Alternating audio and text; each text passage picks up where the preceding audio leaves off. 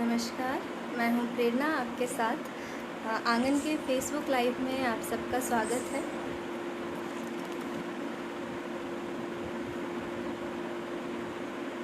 कुछ लोग जुड़ जाते हैं तो मैं इस सेशन की शुरुआत करूँगी।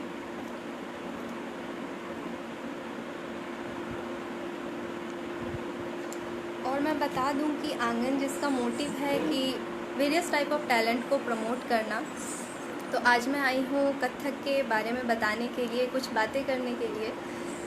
इवोल्यूशन हिस्ट्री जो कथक का है, कैसे शुरुआत हुई और इसके बारे में, इसके अंदर भी बहुत सारी चीज़ें हैं। मुग़ल काल से इसका क्या रिलेशन है, और जो मोहनजोदारो हमारी जो सिविलाइजेशन स्टार्ट हुई थी उसमें भी इसकी बहुत सारी चीज़ें आपको देखने को मिलती हैं। तो इन सब के बारे में डिटेल में बातें करेंगे। तब तक जो जुड़ रहे हैं प्लीज़ अपना कमेंट करें कि मैं जान जाऊं कि आप लोग जुड़ चुके हैं। और आंगन की जो टीम है उनका बहुत बहुत शुक्रिया। हम सारे लोगों को एक ऐसे प्लेटफॉर्म पे जोड़ रहे हैं जहाँ पे आप अपनी सारी कलाओं को निखार सकते हैं, उन सब से आगे बढ़ सकते हैं। तो बिल्कुल आंगन से भी जुड़िए। और आपको अगर डांस में इंटरेस्ट है, कथक करना चाहते हैं, तो आज के सेशन के बाद कुछ रुचि और आएगी, क्योंकि इसके हिस्ट्री, इवोल्यूशन के बारे में हम लोग जानेंगे। पंकज जी स्वागत है, नमस्कार।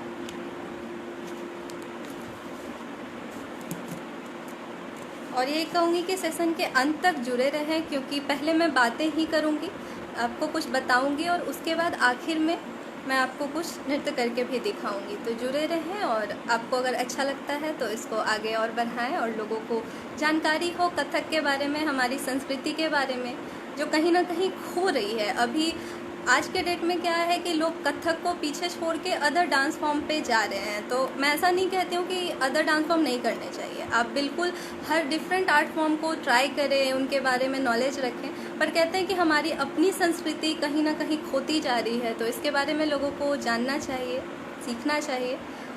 और कहते हैं जैसे कि हमारा इंडिया है, यहाँ पे हमारे इंडिया में राइस सबसे ज़्यादा होती है, पर इसका पेटेंट किसी और कंट्री ने ले लिया। तो उसी तरह से क्या है कि इंडिया के लोग छोड़ रहे हैं, पर कुछ दिन के बाद रसिया वाले कहेंगे कि कथक हमारा ही है। तो इसलिए कथक को भारतीय लोग ना छोड़ें। कथक एक शास्त्रीय नृत्य है, तो इसके बारे में ही आगे हम लोग जानते हैं।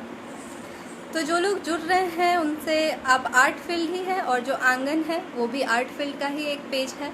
तो मैं आपसे पूछना चाहती हूँ, एक सवाल का उत्तर दें आप लोग, कि is art limited to artist? जो एक कला है, क्या सिर्फ आर्टिस्ट तक ही, कलाकार तक ही सीमित रहती है? आपका इस बारे में क्या ख्याल है, कि आप क्या सोचते हैं इसके बारे में? अगर कुछ लोग बताना चाहें तो बिल्कुल आप अपने कमेंट्स दें। उसके बाद मैं अपनी राय भी रखूँगी आप सबके सामने।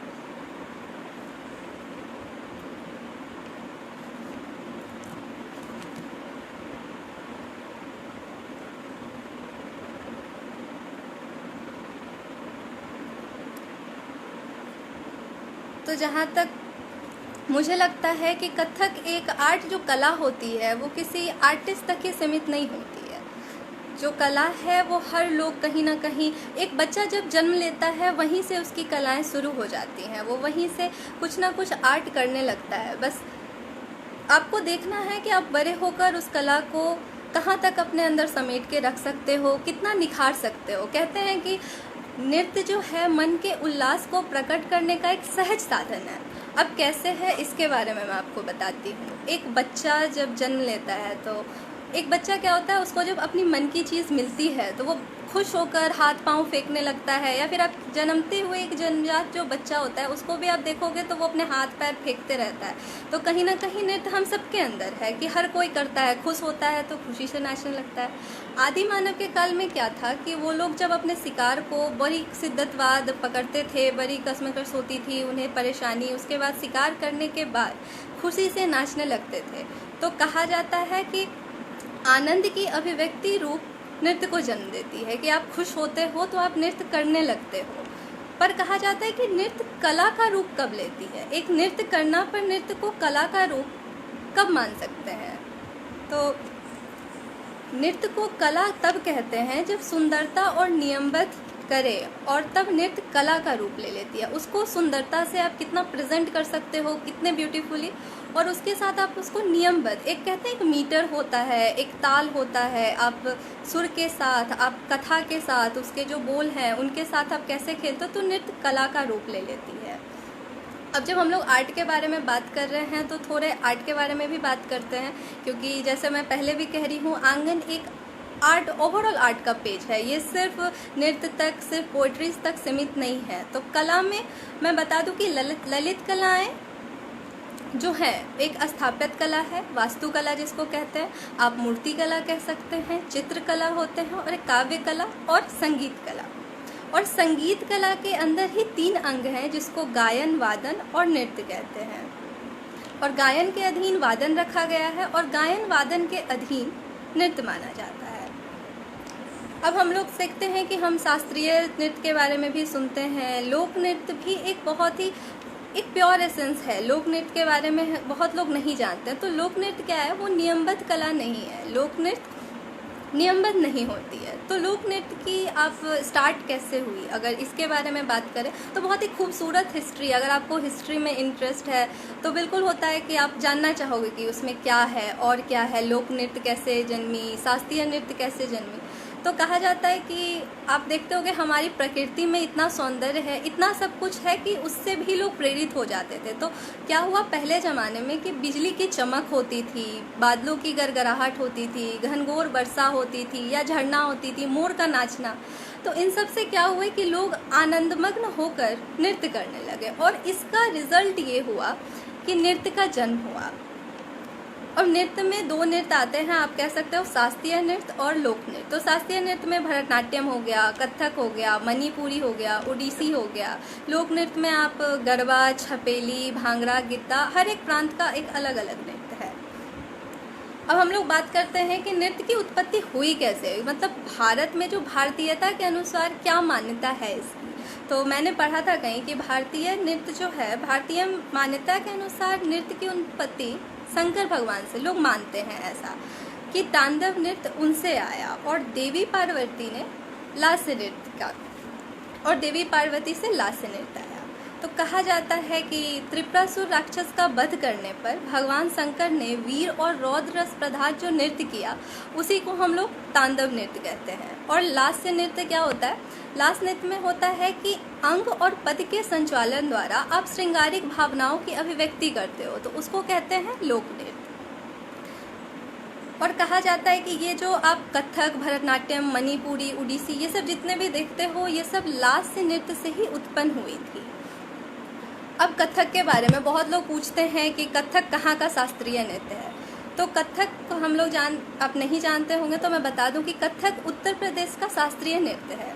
ऐसे ये यूपी में भी होता है, बिहार, बंगाल, मध्य प्रदेश, राजस्थान, पंजाब, इन सब जगहों पे मेनली ये पाया जाता है। पर यूपी, उत्तर प्रदेश का ये जो है शास्त्रीय नृत्य है। अब कहा जाता है कथक उत्पन्न कैसे हुई, कथक की उत्पत्ति कैसे हुई? तो कथा से हुई है। एक संस्कृत का एक लाइन है कि कथनम करोति कथका। इसका मतलब होता है कि जो कथन करता है उसे कथक कहा जाता है।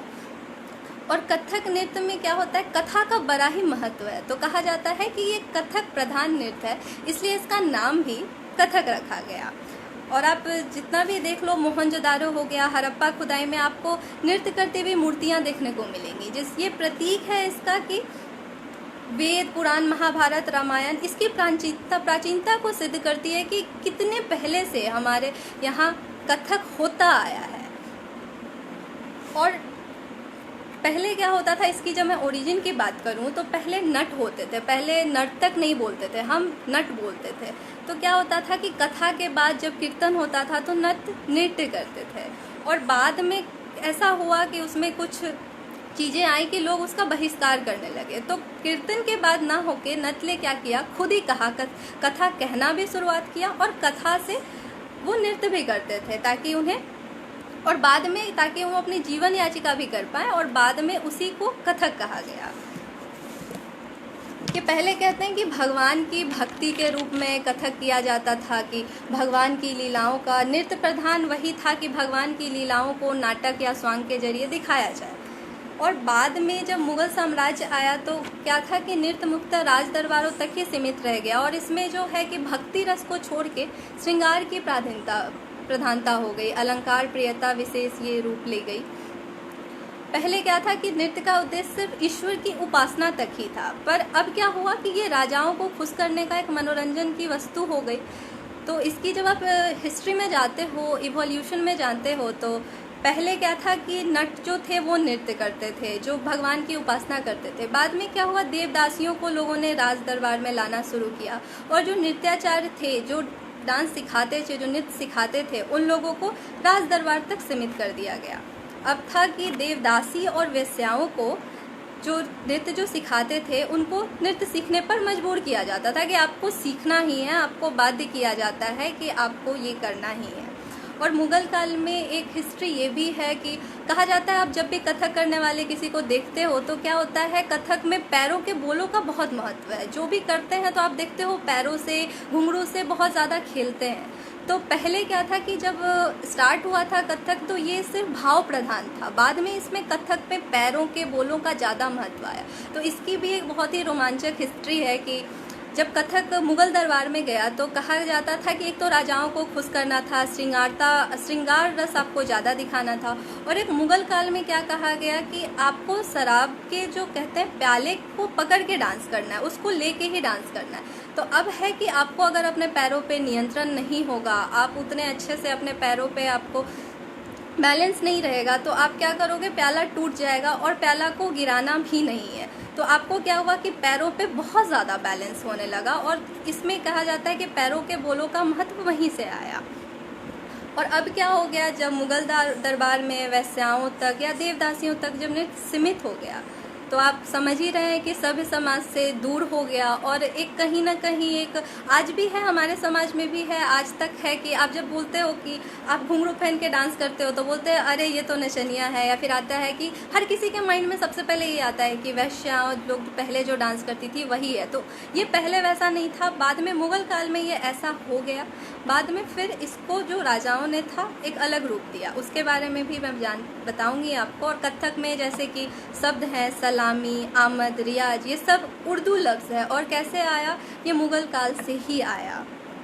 अब जब आप मुग़ल काल की बात करते हो तो बहुत सारे जो राजाएं थे मुग़ल काल में, तो मतलब कि संगीत की एक तरह से ख़त्म हो चुकी थी, पर जब अकबर आए तो उन्होंने संगीत को बहुत प्रोत्साहन दिया। अब जिनका भी नाम सुनते हो, स्वामी हरिदास, तानसेन, बैजू बावरा, ये सब उन्हीं के काल के थे, सब अकबर के ही काल के थे। और आपको पता हो तो तानसेन बहुत अच्छे संगीतकार थे। बैजू बावरा जिनकी वो धुन है ना, मैं आपको गुनगुना के सुना सकती हूँ। बैजू बावरा मैंने फिल्म देखी थी और उसमें गाना था कि दूर कोई आए, मैं 2 लाइन आपको गुनगुना देती हूँ। ऐसे था कि दूर कोई आए धुन ये सुनाए, तेरे बिना छलिया रे, बाजे ना मुरलिया रे।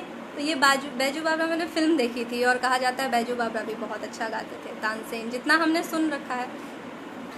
अब जब थे कि मुग़ल साम्राज्य के जो अंतिम नवाब थे, जिसका नाम है वाजिद अली शाह, उनको नृत्य बहुत पसंद था। हालांकि ऐसा नहीं है कि उन्हें कथक बहुत पसंद था, कथक से ज़्यादा प्रेम नहीं रखते थे वो, पर उन्हें जो था सामूहिक नृत्य बहुत पसंद था। और कभी कभी कहा जाता है कि वो सबके बीच कृष्ण बनकर नाचने लगते थे। उन्होंने संगीत की शिक्षा ली और ललन पिया नाम से उनके अनेक ठुमरियों की रचना भी की, और उन्होंने सीखा गुरु ठाकुर प्रसाद से।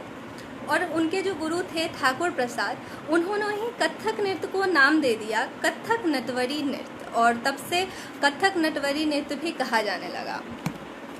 और जब आप बात करते हो कि आप आता है कि कथक में अभिनय क्या होता है, तो होता है कि आप वर्ड तो बहुत सुने हो, पर होता है कि इसका डिफिनीशन अगर हमें डिफाइन करना हो कि अभिनय क्या होता है तो हम क्या कहेंगे। कहते हैं कि आप नृत्य कर रहे हो। वैसे मैं लाइव आई थी आज, तो नृत्य करके दिखा सकती थी। एक्चुअली मैं पहली बार कोई आपके साथ आ रही हूँ, इसकी ओरिजिन कैसी है या इवोल्यूशन कैसे हुआ, इस पर मैं पहली बार बात करने आई हूँ। ऐसे तो मैं नृत्य करती हूँ, पर है कि आपको हिस्ट्री, इसकी इवोल्यूशन एक बहुत ही इंटरेस्टिंग चीज़ है जो जाननी ज़रूरी होती है। तो कहा जाता है कि मैं आपको बताती हूँ अभिनय किसको कहते हैं।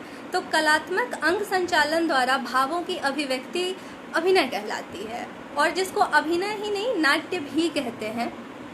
कहा जाता है कि जब भाषा का जन्म भी नहीं हुआ था, तो क्या जब भाषा नहीं थी हमारे यहाँ, जब भाषा आई ही नहीं थी, तो क्या होना था कि लोग इशारों में बात करते होंगे, या फिर अपने अंग द्वारा, फिंगर्स द्वारा, कुछ कुछ अभी भी है जिन जो नहीं सुन पाते हैं, तो उनसे हम कैसे बात करते हैं, हम अपने अंगों से ही एक उनको बताते हैं कि ये चीज़ क्या है, ये चीज़ क्या है। तो अभिनय तो वहीं से हुई थी, जब भाषा भी नहीं थी तब भी हम लोग अभिनय में बातें करते थे। तो कहा जाता है ना कि अभिनय आँखों की भाषा है और साहित्य कानों की। तो बहुत किसी ने सही ही कहा है कि अभिनय आँखों की भाषा है, आप देख सकते हो, और जो साहित्य है वो कानों की, कि आप साहित्य को सुनोगे, पढ़ोगे तो ही जानोगे। अब अभिनय में भी आप अगर नृत्य से जुड़े हैं तो अभिनय के भी 3 अंग हैं। हम लोग कहते हैं कि नाट्य, नृत्य और नृत्य, ये 3 अंग भी बहुत ही ज़्यादा, इस पे मैं अभी आपको ज़्यादा डिटेल में नहीं लेके जा रही हूँ। कथा के अनुसार अभिनय को आप रूपक भी कहते हैं। रूपक क्यों कहते हैं? क्योंकि आप अभिनय को आँख से देख सकते हो, तो आँखों से देखी जाती है, इसलिए इसको रूपक कहा जाता है। और नाट्य जो कहा जाता है, आप नाट्य, नृत्य और नृत्य, ये बहुत आगे की चीज़ है, शायद मैं बताऊँ तो कुछ लोग नहीं जुड़े। तो आप मुझसे, बहुत लोग कथक के बारे में पूछते हैं कि आप किस घराना से हैं, बहुत लोग पूछते हैं कि आपका घराना क्या है। तो मैं बता दूं कि मैं लखनऊ घराना से ही हूं, और घराना पे थोड़ी बातचीत मैं करना चाहूँगी, क्योंकि जो भी जानकार है या जो कथक सीख रहे हैं उनको तो घराना के बारे में पता होना ही चाहिए, और ऐसे भी आपको घराना पता होना चाहिए कि घराना कैसे बनी। तो अभी क्या है कि कथक में 3 घरानाएँ हैं, लखनऊ, बनारस और जयपुर। अब मैं तो लखनऊ घराना से ही बिलोंग करती हूँ, और लखनऊ घराना के बारे में मैं बताना चाहूँगी कि इसकी जो शुरुआत है वो ईश्वरी प्रसाद जी ने की थी, इसका प्रारंभ, और उन्होंने ही लखनऊ घराना की स्थापना की। और इसमें बहुत सारे नाम हैं, जैसे कलिका प्रसाद, बिंदादिन महाराज, ये सारे लोग लखनऊ घराना के ही थे। और कालिका प्रसाद और बिंदादिन महाराज को राम लक्ष्मण की जोड़ी के नाम से वो बहुत प्रसिद्ध थे, और उन्होंने कई ठुमरी गायन में बहुत सारी उनकी रचनाएं हैं, और नवीन ठुमरियों की उन्होंने रचनाएं बहुत की। अब कहते हैं कि लखनऊ घराना की विशेषता क्या है। सबसे कॉमन क्वेश्चन होता है, हर कोई पूछते हैं कि आप किस घराना से बिलोंग करती हैं, क्या विशेषताएं हैं उनकी। तो मैं बता दूं कि विशेषता ये है कि लखनऊ घराना के लोग क्या थे कि ठुमरी गाते थे, और ठुमरी गाने के बाद भाव करते थे, अंग संचालन द्वारा दिखाते थे। तो लखनऊ घराना में क्या होता था कि पैरों के बोल को शरीर के अभिनय, अंगों से, सुंदर संचालन से, और यही विशेष ध्यान इसी बातों पे दिया जाता था। लखनऊ घराना में एक नाजुकता है, आप किस तरीके से करते हो, इसकी खूबसूरती क्या है, इसको दिखाना मेन लखनऊ घराना का सबसे बड़ा मोटिव होता है, और इसी पे मेन ध्यान दिया जाता था। अब आते हैं जयपुर घराना पे। तो जयपुर घराना भानु जी द्वारा हुआ था, जिसमें कहा जाता है जो तांडव नृत्य के श्रेष्ठ कलाकार थे। और जयपुर घराना में क्या हुआ कि तांडव नृत्य का बहुत बड़ा प्रभाव पड़ा। इसमें क्या हुआ कि इस नृत्य शैली में क्या है कि कठिन से कठिन ताल, आप कठिन लयकारी कर रहे हैं, तैयारी हो रही है, कठिन से कठिन बोल को आप निकाल रहे हैं, और इसमें गतभाव भी है। ऐसा नहीं है कि सिर्फ आप बोल ही कर रहे हैं, गतभाव भी है, भाव का भी महत्व है। पर इसमें ठुमरी की अपेक्षा भजन और गीत पर ज़्यादा भाव नृत्य होता था, क्योंकि जैसा कि मैंने पहले भी कहा कि तांडव नृत्य से इसकी उत्पत्ति हुई है, और तांडव नृत्य का इस पर बहुत गहरा प्रभाव पड़ा था। अब थोड़ी बातें कर लेते हैं बनारस घराना पे। तो इस घराने में क्या हुआ था, इसकी आत्मा जयपुर घराना ही है। बनारस घराना कोई ऐसा नहीं था कि अलग से कोई घराना बना। बनारस घराना जयपुर घराना का ही अंग है, और उसकी आत्मा माना जाता है इसको। क्यों? क्योंकि मैं बता दूं कि बनारस घराना के ही जो हमारे गुरु लोग थे, उनमें से ही कोई एक जब बनारस में चले गए थे, तो उन्होंने अपना एक स्टाइल लाया और उसी को बनारस घराना का नाम दे दिया। इसमें ऐसा कुछ नहीं था कि बनारस घराना अलग से आया। तो ज़्यादा डिटेल में मैं नहीं, शॉर्ट में बता रही हूँ क्योंकि सबको समझ में आए। तो बोलों की मौलिकता, हाव भाव, तैयारी, स्पष्टता और सौंदर्य पर विशेष ध्यान दिया गया। बनारस घराना में एक चीज़ क्या है कि तबले और पखावज के बोल पर नृत्य नहीं होता है, प्रयोग नहीं होता है। और इसमें एक और खासियत है कि तत्कार में एरी का प्रयोग बहुत होता है। जो हम लोग करते हैं तत्कार, तो हम लोग फ्लैट पैर लगाते हैं, पर वहाँ क्या होता है, एरी का बहुत ज़्यादा महत्व है कि एरी पे बोल करना, तत्कार करना। तो बनारस घराना, ये हिस्ट्री कथक की यही है। इसके बाद आप राज दरबारों का, जहाँ आप मुग़ल साम्राज्य की आप सुनते आए हैं बातें कि मुग़ल साम्राज्य से इसकी शुरुआत हुई, जो कथक जैसे सलामी, रियाज, ये सब जो नाम आए, तो सलामी क्या थी? सलामी नमस्कार को ही कहते हैं सलामी। और इसमें क्या होता था कि राजा के दरबार में सबसे पहले आप सलाम या नमस्कार, सम पर आके सलाम या नमस्कार करते हो तो वो सलामी में आता था। जैसे कि मैं आपको एक बोल सुना सकती हूँ सलामी पे, अगर आप इंटरेस्ट ले तो बिल्कुल सुनिए कि मैं आपको तालीक पे बता के सुनाती हूँ। एक बोल है सलामी का, एक बहुत ही प्रारंभिक आप कह सकते हो कि बोल है सलामी। और सलामी का बोल ये है कि मैं स्टार्ट करती हूँ। तत तत दिग धा दिग दिग दिग धा दिग दिग तत तत थे ई या काम तत तत ताथे थे तत आथे थे तत तत तत ता। तो ये सलामी थी।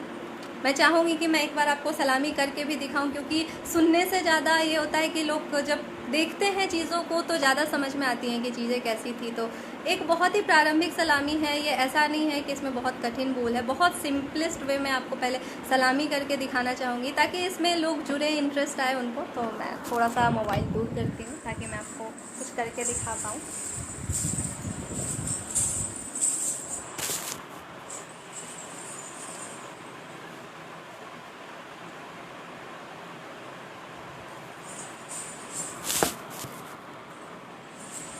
मैं आप एक बार फिर से आपको बोल पढ़ंत करके, पढ़ंत का बहुत ज़्यादा महत्व है। कथक में क्या होता है कि बोल पढ़ना बहुत ज़्यादा इसका महत्व है कि हम बोल पढ़ कैसे रहे हैं, उसके बाद हम इसको दर्शा कैसे रहे। तो मैं एक बोल करके आपको पहले पढ़ंत करके सुनाती हूँ, फिर मैं करके दिखाऊंगी। कुछ ऐसे है कि फिर से सुनाती हूँ वही सलामी। तत तत दिग धा दिग दिग दिग धा दिग दिग तत तत थे ई या काम तत तत आथे थे तत आथे थे तत तत तत आ। तो बिल्कुल आगे आप देखिए। ता थे थे तत तत आ थे थे तत तत आ थे थे तत तत इल्ला दिग थे इल्ला दिग थे इल्ला दिग तत तत दिग धा दिग दिग दिग धा दिग दिग तत तत थे ई या तत तत ताथे थे तत आथे थे तत तत ता। तो बिल्कुल यही थी सलामी। इसको कहते हैं कि आप सम पे आके या तो सलाम या नमस्कार का आप दिखाओ सम पे आके। और राजा के दरबारों में क्या था कि राजाओं के स्वागत में सबसे पहले यही करके दिखाते हैं। मैं आपको कथक के कुछ छोटे छोटे बोल, अभी जैसे आप कथक अगर सीखते हो तो कहीं भी सीखते हैं तो बच्चों को कवित करने में बहुत मज़ा आता है। तो मैं कवित के एक बोल आपको सुनाती हूँ, उसके बाद में उसका नृत्य करके दिखाती हूँ। मैं बहुत प्रारंभिक चीज़ से चली, जो स्टार्टिंग आप सीखना स्टार्ट करते हो तो क्या क्या चीज़ें सिखाई जाती हैं, और बच्चे कवित बहुत मज़े से करते हैं क्योंकि उन्हें अच्छा लगता है। तो मैं आपको कवित का एक बोल सुनाती हूँ। जमुना तट पे राधा गोरी भरन चली जल सखियन के संग उत से श्याम बजावत मुरली सुनत विकल भई राधा गोरी तथया तत एक तत दो तत तीन आ तथया तत एक तत दो तत तीन आ तथया तत एक तत दो तत ता। तो आगे सलामी मैं आपको कविता मैं आपको करके दिखाती हूँ। 1 2 3 4 5 6 7 8 9 10 11 12 जमुना तट पे राधा गोरी धरन चली जल सखियन के संग उठ से श्याम बजावत मुरली सुनत विकल भई राधा गोरी तथया तत एक तत दो तत तीन आ तथया तत एक तत दो तत तीन आ तथया तत एक तत दो तत तीन। तो कहा जाता है कि ये जो कवित है मैं जहाँ सीखी हूँ तो मैं देखती हूँ कि जो छोटे छोटे बच्चे होते हैं उन्हें बहुत मज़ा आता है करने में। उन्हें लगता है कि कुछ हमारे पोएम जैसा है, थोड़ा लयकारी है, तो वो बहुत मज़े से करते हैं।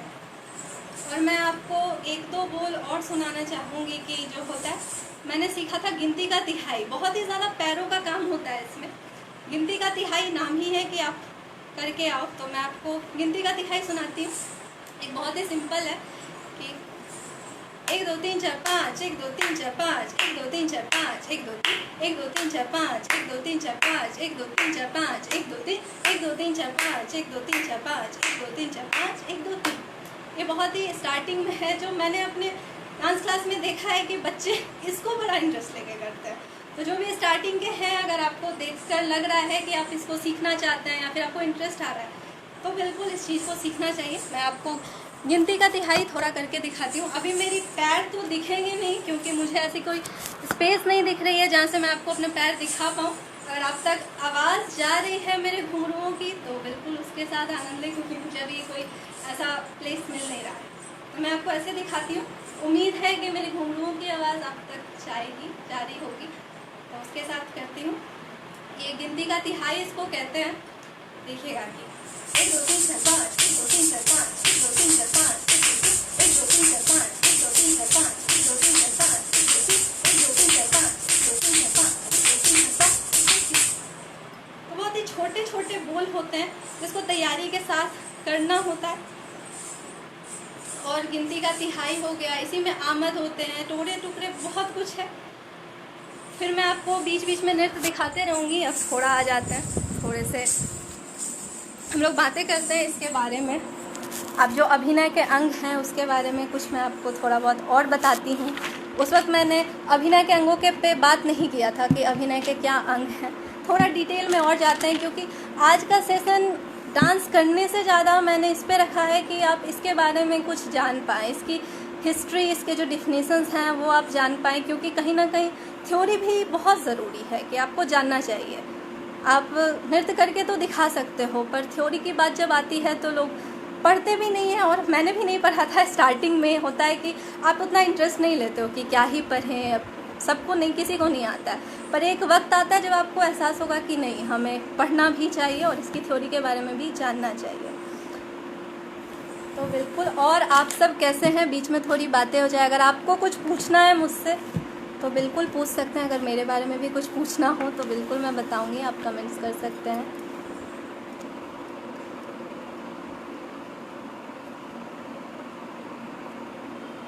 और जितने जो जुड़े हुए हैं उन सबका धन्यवाद कि आप जुड़े हैं, क्योंकि कहा जाता है कि आप जब कथक के बारे में बात करने आते हो तो बड़ा बोरिंग सा साउंड करता है। लोग जल्दी सुनना नहीं पसंद करते हैं कि क्या ही सुने, हमें कौन सा नृत्य करना है। पर जो आप इंटरेस्ट अगर रखते हैं शास्त्रीय चीज़ों में, शास्त्रीय संगीत में, तो बिल्कुल सुनना भी चाहिए, क्योंकि कभी कभी क्या होता है, बातें करना भी ज़रूरी होता है। तो अभिनय के अंगों पे मैं थोड़ी बातें कर लेती हूँ कि अभिनय के 3 अंग होते हैं, जो जैसा कि मैंने बताया था, नाट्य, नृत्य और नृत्य। तो अब है कि तीनों में डिफरेंस क्या है, तीनों में क्या अंतर है। तो उसमें क्या होता है कि नाट्य, नाट्य किसको कहते हैं कि कथा के अनुसार अभिनय करते हैं, तो उसको नाट्य कहते हैं। कि जो चीज़ है, जो कथा आपको कही गई है उसके अनुसार सिर्फ आपको अभिनय करना है, उसमें कोई तालबद्ध नहीं है, कोई भाव प्रदर्शन नहीं करना है, बस आपको नृत्य कर देना है। और नृत्य, नृत्य में क्या होता है, अंग संचालन और भाव प्रदर्शन आप लय और ताल में बंद कर करते हो, तो वो नृत्य में माना जाता है। और उसके बाद आता है नृत्य। नृत्य में क्या होता है, भाव भी दिखाना है, लय ताल में भी बढ़ना है आपको, और बंध के करना है। तो कहा जाता है कि नृत्य इन दोनों में सबसे श्रेष्ठ माना गया है, कि नाट्य और नृत्य में नृत्य ही श्रेष्ठ है। इसलिए क्योंकि नाट्य रस प्रधान है, नृत्य को कह सकते हो भाव प्रधान है। पर नृत्य में क्या होता है, अंग संचालन तो आपको करना है लय पर आधारित होते हुए, और भाव का प्रदर्शन भी करना है। तो कहा जाता है कि सबसे कठिन नृत्य को ही माना जाता है, क्योंकि लय प्रधान होने के कारण। और क्या है कि नृत्य में आपको लय में तो चलना ही है। तो जब आपको लय प्रधान है तो कहा जाता है कि ये संगीत का ही एक अंग है। अब हम लोग जब संगीत के बारे में बात करते हैं तो कहा जाए कि अगर संगीत क्या होता है, तो अधिकतर अगर आमतौर भाषा में अगर पूछा जाता है तो हर कोई कहते हैं कि हाँ, जो गाया जाता है वो संगीत है। पर अगर आप थ्योरेटिकल थोड़ा भी पढ़े हो संगीत पे तो आपको पता होगा कि संगीत के अंदर 3 अंग आते हैं। वादन भी आता है, गायन भी आता है और नृत्य भी आता है। और जब इन तीनों चीज़ को हम मिलाते हैं तो संगीत होता है। संगीत में सिर्फ गाने को ही संगीत नहीं कहते हैं, या फिर सिर्फ ताल को ही नहीं कहते हैं, या फिर सिर्फ नृत्य को ही नहीं कहते हैं। और एक अगर आप नृत्य करते हैं तो आपको तीनों की नॉलेज होना चाहिए, कि ऐसा नहीं है कि आप गायन के बारे में कुछ नहीं जान रहे हो। सुनकर ही कहते हैं कि एक अच्छा श्रोता ही एक अच्छा गायक भी हो सकता है। तो आप भले ही बहुत अच्छा गा नहीं पाओ, पर आपको समझ तो होनी ही चाहिए, क्योंकि आपको नृत्य करना है संगीत को समझते हुए, ताल में बनते हुए, हर चीज़ के साथ करना है। अभी क्या है कि कहा जाता है शास्त्रीय नृत्य लोग जल्दी क्यों नहीं करते हैं, क्योंकि इसमें क्या है कि बहुत बंध कर आपको करना पड़ता है। आपको लय में बिल्कुल बंध कर करना है। और लय ऐसा नहीं है कि आप कुछ भी कर सकते हो। अगर आप नृत्य कर रहे हो, 3 ताल में कर रहे हो, तो आपको 16 मात्राओं में ही करना है। जब ताल में कर रहे हो तो आपको 10 मात्राओं में ही करना है। मात्रा है, ताल है, उसी में आपको भाव दिखाना है। सब कुछ एक, जैसे अगर आप कविता, यहाँ से तो पेज है तो बहुत लोग लेखक लोग ही जुड़े होंगे, तो आप लेखक में भी होता है ना कि एक मीटर में बंध कर लिखते हैं, तो कहा जाता है कि एक सुंदरता बन जाती है, कि आप जो भी गज़ल लिख रहे हो तो एक मीटर में लिखते हो। उसी प्रकार नृत्य भी है कि शास्त्रीय नृत्य आपको हर चीज़ में बंध कर करनी होती है, कि आप हर चीज़ को एक मीटर के बेसिस पे ही करते हो, नियमबद्ध होके करते हो, अनुशासित होके करते हो। शास्त्रीय नृत्य की आप कह जाओ, सबसे कहो कि सबसे बड़ी यही एक चीज़ है कि आपको नियमबद्ध है और अनुशासित रहना पड़ता है। और गुरु शिष्य परंपरा में जब भी मैं थोड़ा बहुत गुरु शिष्य परंपरा की भी बात कर लेती हूँ यहाँ पे, क्योंकि अगर आप कथक सीख रहे हो पारंपरिक रूप से तो गुरु शिष्य परंपरा में ही सीखते हैं लोग। और गुरु शिष्य परंपरा बहुत कठिन चीज़ होती है, जो मुझे बहुत कठिन लगती है, क्योंकि क्या होता है कि कभी कभी गुरु लोग हमारी परीक्षाएं भी लेते हैं कि हम कर सकते हैं कि नहीं, हम इस लायक हैं कि नहीं, हमें अगर उतनी तकलीफ़ें दी जाएँ, या फिर उस तरफ में हमें जांचा भी जाता है कि क्या हम करने के लिए हैं उतने डेडिकेटेड है। क्योंकि कथक नृत्य ऐसा नहीं है कि आप एक दिन जाओगे, 6 महीने जाओगे और आपको यूँ झटके में आ गया, ऐसा तो कुछ होता नहीं है। क्योंकि कहा जाता है कि हम सेम चीज़ कर रहे हैं। आप अगर पैर से लगा रहे हो ता थई थई तक, तो सेम चीज़ आपका जो 1 साल सीखा है वो भी लगा रहा है, जो 6 साल सीखा है वो भी लगा रहा है। जैसे आप संगीत सीखते हो तो सारेगामा करते हो, तो सारेगामा एक जो 1 साल सीख रहा है वो भी कर रहा है, जो 6 साल कर रहा है वो भी कर रहा है। पर अंतर क्या होता है कि आपको उसकी वॉइस में, क्वालिटी में डिफरेंस आ जाती है। उसी तरह इसमें क्या होता है कि आपको घुंघरुओं की आवाज़ सुनने में ना आपको फ़र्क नज़र आ जाता है। तो वही चीज़ है कि एक चीज़ को आप कितना घस के कर सकते हो, कितना डेडिकेशन दिखा सकते हो कि वो चीज़ आपको बोरिंग भी ना लगे, आप उसको प्रैक्टिस भी करें, आप उस पर अमल करें और पूरे अनुशासित रूप से करें। तो मेरे हिसाब से जितना मुझे लगता है कि बहुत ज़्यादा कठिन चीज़ है कि शास्त्रीय चीज़ों को करना कठिन इसलिए हो जाता है कि आपको लगे रहना पड़ता है। नहीं तो आप अगर बोरिंग फील करने लगोगे, नहीं मुझसे नहीं हो रहा है, एक ही बार में कि नहीं मुझसे तो होगा ही नहीं, तो ऐसा होता है कि ये चीज़ें आप नहीं कर पाते हैं। तो मेरे हिसाब से थोड़ा कठिन है। लोग 1-2 साल सीख के भी छोड़ देते हैं, कुछ लोग आगे भी जाते हैं।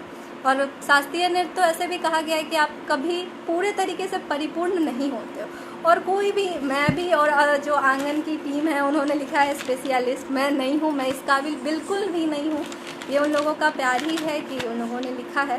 तो एक सोक्रेट्स की एक उनकी लाइन है कि मुझे इस बात का ज्ञान है कि मुझे कुछ नहीं आता, मुझे इस बात का ज्ञान है कि मुझे कुछ नहीं आता, इसलिए मैं सबसे ज़्यादा बुद्धिमान हूँ। कि कभी भी इस चीज़ में घमंड नहीं आता। इस लाइन में जो भी शास्त्रीय नृत्य से जुड़े हैं हमेशा हम लोग यही कहेंगे कि हमें कुछ नहीं आता, हमें आगे और सीखना है, हमें और जानना है और आगे।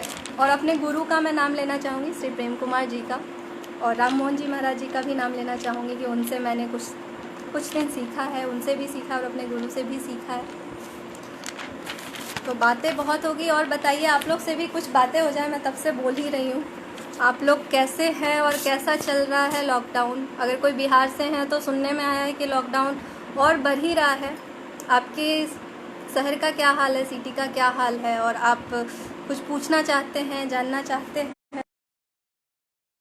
इसके बाद मैं आपको एक कजरी करके दिखाती हूँ। कजरी कहा जाता है कि बहुत ही प्योर एसेंस है इसमें, कि आप बरसात का मौसम, मोर नाचता है, तो इसका एक बहुत सुंदरता है, प्राकृतिक सौंदर्य है। और इसमें कहा जाता है कि थोड़ी छेड़छाड़ होती हैं, जो अगर आप गांव घर में देखते होगे तो भौजाई लोग जो होती हैं, एक छेड़छाड़ भी है, एक थोड़ा सा बारिश की बूंदें हैं उनसे खेलना है, मोर कैसे नाचता है उसको दिखाना है।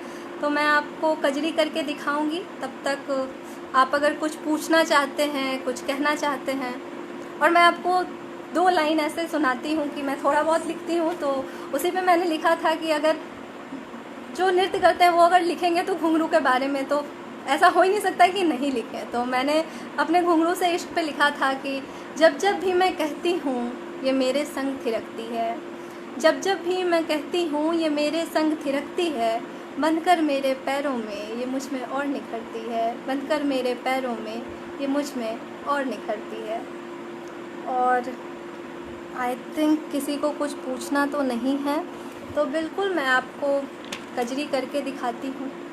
देखें, आनंद लें। कजरी का एक प्योर एसेंस है। मैंने अभी तक कजरी कहीं लाइव तो नहीं परफॉर्म किया, पहली बार है मैं लाइव परफॉर्म कर रही हूँ आप सबके सामने, तो बिल्कुल कजरी देखें। मैं थोड़ा सेटअप कर लेती हूँ, उसके बाद मैं स्टार्ट करूँगी।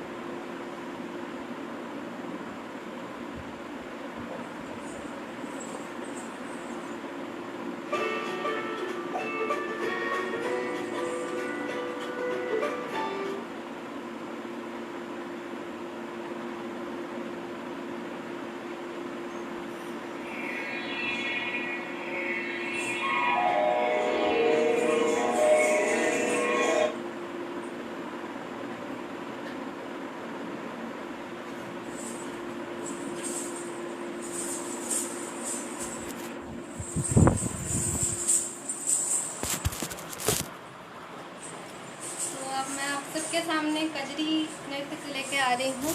एक बार मैं आपको करके दिखा दूँ कजरी।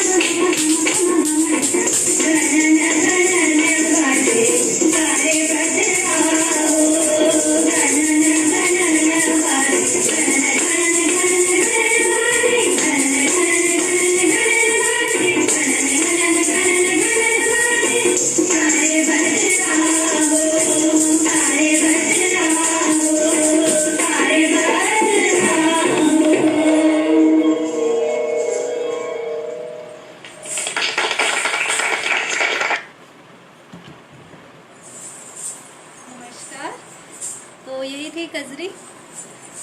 कैसा लगा आपको बिल्कुल बताएं। Thank you Lakshmi the, thank you. मैं एक बार आपके कमेंट्स पढ़ लूँ। थैंक यू भैया, मुकेश भैया thank you so much. Neeraj Madhav ji thank you, आपको अच्छा लगा। कुंवर सा आपको भी बहुत सारा थैंक यू। आप लोग एंजॉय कर रहे हैं, देख रहे हैं, तो ये बहुत खुशी की बात है कि कजरी जो है एक हमारे प्रांत का एक लोक नृत्य के फॉर्म में भी आ जाती है कि आप लोक नृत्य में भी आप लोग देखते नहीं हैं जल्दी, तो लोक नृत्य आप देख रहे हैं, इतना पसंद कर रहे हैं, उसके लिए दिल से धन्यवाद।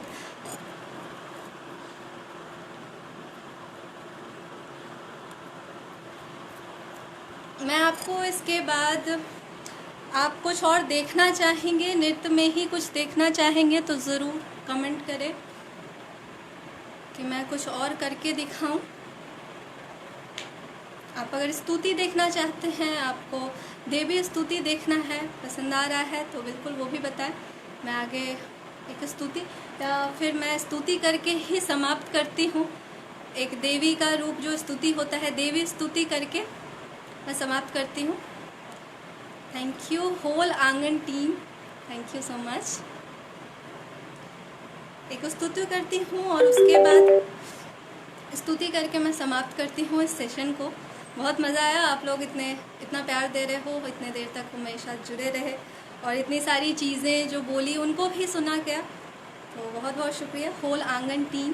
और मैं फिर से आपको इस बीच में बता दूं कि आंगन को आप लाइक कर ले, इसको फॉलो कर ले, और आपके अंदर कुछ भी टैलेंट है और आपको लगता है कि आपके अपने टैलेंट को शोकेस करना है, तो बिल्कुल मैं ये नहीं कह रही कि अभी ये पेज बहुत बड़े लेवल पे है, क्योंकि अभी बहुत शुरुआत ही है। हम लोग सब इसको एक बड़े लेवल पे ले जाने की कोशिश ही कर रहे हैं, तो अभी कुछ बहुत बड़ा नहीं है। पर कहते हैं ना कि छोटा छोटा मिलके ही भरा होता है। एक घड़ा कहते हैं कि बूंद बूंद करके ही भरता है।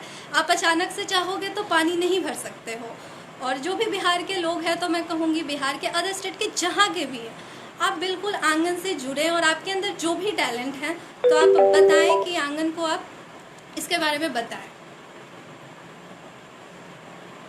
और आंगन से, क्योंकि हिडन टैलेंट को प्रमोट करना है, आप हमें बताएंगे नहीं तो हमें पता कैसे चलेगा कि आपके अंदर कौन से टैलेंट है। तो बिल्कुल इनबॉक्स करें। और मैं एक और चीज़ बीच में जोड़ देना चाहती हूँ कि आप अगर चाहते हैं कि कथक के कुछ सेशंस हो, या फिर आप जैसे और भी डांस कवर हैं मेरे, मैंने कर रखे हैं प्रेरणा झा के पेज पे भी, या फिर आपको लगता है कि और कोई गाना है जिसको मुझे करना चाहिए, कि मुझे इसको सिखाना चाहिए, ट्यूटोरियल टाइप्स कि आप करना चाहते हो, या फिर आपके घर में कोई भी छोटा बच्चा है, बच्चियां हैं, वो करना चाहती, no matter whatever the age is, आप किसी भी एज में कर सकते हो। तो या फिर होते हैं कि जिन्हें भी इंटरेस्ट है, तो वो अगर करना चाहते हो, चाहते हैं कि मैं थोड़ा क्लासिकल बेस सिखाऊं, या फिर आप चाहते हो कि मैं बॉलीवुड स्टाइल थोड़ा सिखाऊं और उसका आपको ट्यूटोरियल प्रेजेंट किया जाए, तो मैं आंगन के थ्रू वो आपको देने की कोशिश करूंगी। तो अगर आप चाहते हैं तो सेशन के बाद भी आप अपने कमेंट में ज़रूर बताएं कि हमें पता चले कि आप इस पेज से उम्मीद क्या कर रहे हो, आप क्या चाह रहे हो कि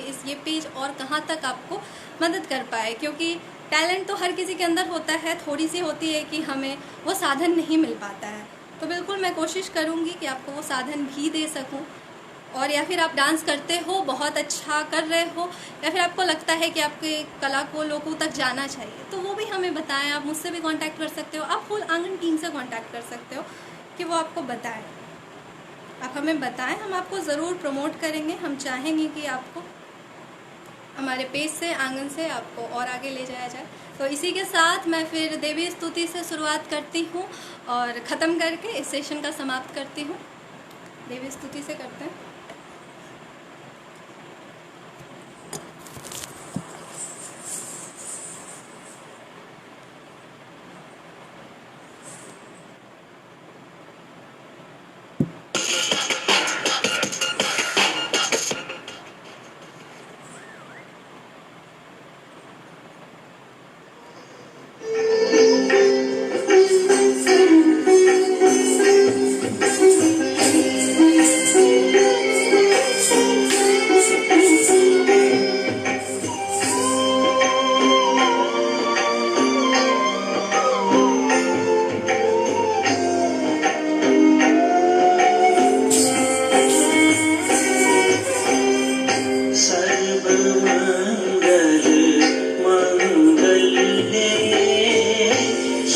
शिवे सर्वार्थ साधके शरण्ये त्र्यम्बके गौरी नारायणी नमोस्तुते।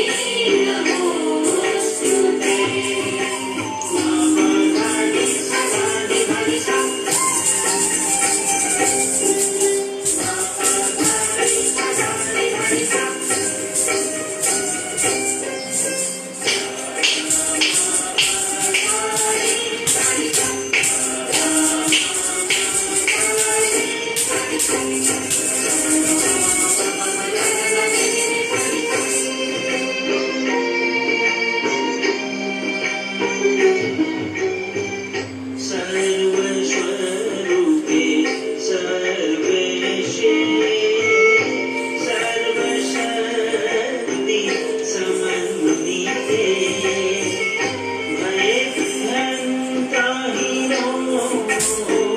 देवी दुर्गे देवी नमोस्तुते।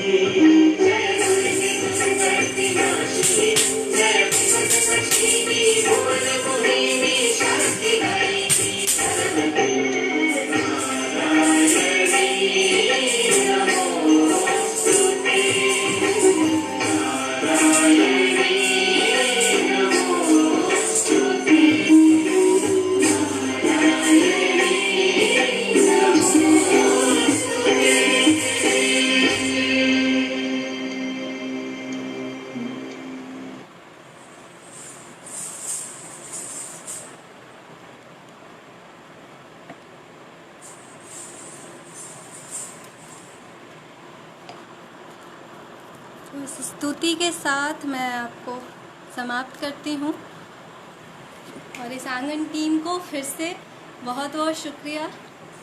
आप लोगों ने बहुत प्यार दिया और जो भी लोग इतने देर तक हमारे साथ जुड़े रहे उन सबको भी बहुत बहुत धन्यवाद। आपने देखा, सुना और मैं आगे फिर यही कहूँगी कि शास्त्रीय नृत्य से जो लोगों का इंटरेस्ट जा चुका है आप उसको जगाएं, क्योंकि ये ऐसा नहीं है, इसमें भी आप बॉलीवुड स्टाइल कर सकते हो। अगर आप इतना सीख गए हो कि आप इसको कर सकते हो तो आप इसमें भी बॉलीवुड स्टाइल करके आप फिल्मी गानों पे भी डांस करते हो, पर उसके लिए आपको सीखना पड़ता है, थोड़ा सा धैर्य की ज़रूरत है। तो मैं फिर से ये कहूँगी कि आप शास्त्रीय नृत्य को समझें, देखें, सीखें। जिस तरह से प्यार आप अन्य नृत्यों को देते हैं इसको भी दें। और इस सेशन में बने रहने के लिए बहुत बहुत बहुत शुक्रिया दिल से। और इसी के साथ मैं आपसे विदा लेती हूँ। फिर मिलेंगे कभी किसी ऐसे ही किसी सेशन में। तब तक के लिए नमस्कार, प्रणाम, आदाब। मैं थी आपकी प्रेरणा, आपके साथ फिर कभी मिलेंगे। और अपना प्यार यूँ ही बनाए रखें और जो भी गुरुजन बड़े लोग जुड़े हैं अपना आशीर्वाद यूँ ही बनाए रखें।